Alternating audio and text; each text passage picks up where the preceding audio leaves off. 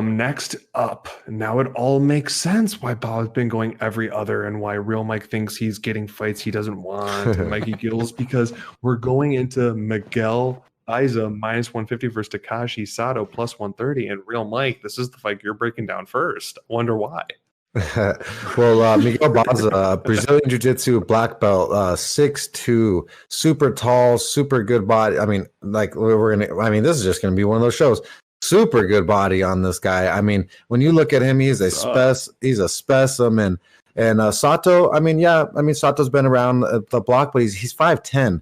He's going to be super, super and greatly outsized by Baeza. Baeza's BJJ game is far superior than Sato's, in my opinion. I feel like that if Baeza gets him down the ground, he's fucked. I feel like if he's standing, he's fucked. So I'm going to be putting down the 1.5 units on Miguel Baeza to absolutely whoop Sato's ass. All right, I'll keep it going. Stay on Sato real quick. 16-3, 11 knockouts, 2 subs, 7,500 on DraftKings. 2-1 since entering the UFC, winning his last fight against Jason Witt in 40 seconds with a straight left followed by some ground and pound. Stylistically, primarily a boxer. Like I said, southpaw, likes to fight from range, lands with power, really good timing, darts in and out, a lot of power when he lands. Going up against your boy, Miguel Baeza, 9-0, 7 knockouts, going for $8,700 on DraftKings. Undefeated, 2-0 in the UFC, beat Matt Brown back in May. Like you were saying, just really good stand-up, really good leg kicks, also black belt on the ground. We have to cover all that again. This fight, I agree, it sets up really good for Baeza. Just when you look at Sato's style, it's pretty easy for Beto to exploit him, especially standing up with the kicks. So you're talking about the ground.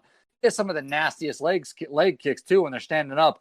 And with Sato's style, particularly, if you take away his movement, his power is gone.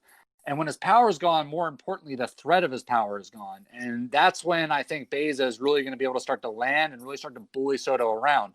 So for $8,700, I do like Baeza as a play. Talking about the for DraftKings, just the underdog part of it, I have to be fair to Soto, though. This is a guy with a lot of power, a guy who has proven that he can land on anybody. So if you don't end up playing Baeza, we're going to end up playing Baeza. But if you don't, Soto is a dog with a style that could pay off if he lands. He's still Baeza's still kind of young in his career. And like, if Matt Brown can give you a little bit of trouble, like we were just talking about, I forget who earlier, like the tail end of their career, Lozon. If these aging veterans can give you even a little bit of fit, then somebody with some legit striking still in their prime, they could probably do it a little bit too. So for how much is he going for? 7,500. If you absolutely need a dog in that range, Soto is not the worst play, just on the off chance that he could clip him. But again, Baeza is absolutely the pick. Sorry, I was just going to try to get some prop odds for you guys on that, because I'm 100% in on Baeza here, and I do think he has a solid chance of getting the finish. So I just want to give you guys extra possibilities for odds. Good point on 20, that. So not great, but better if you kind of want dog odds on him. More than likely, that's how he's going to have it, as be a finish. For any of you listening wondering why, hey, it's plus money, why don't you want to go for that? Well, when you want to go with props in a fight, you really want much better odds, like significantly better odds if you have an angle on it, because you're going to be very upset if you wanted to like pay up for only getting a little bit more money back for putting money down, and then he wins by decision. You'll be real pissed. Whereas if it was like a plus 300 and you only put half a unit on it for a decision and he gets a finish in the last minute of the fight, you won't feel as bad.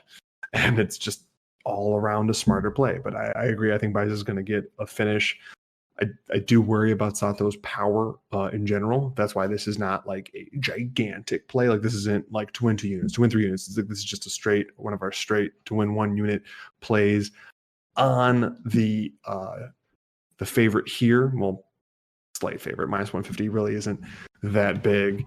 But I love Baeza here, and I think he gets it done.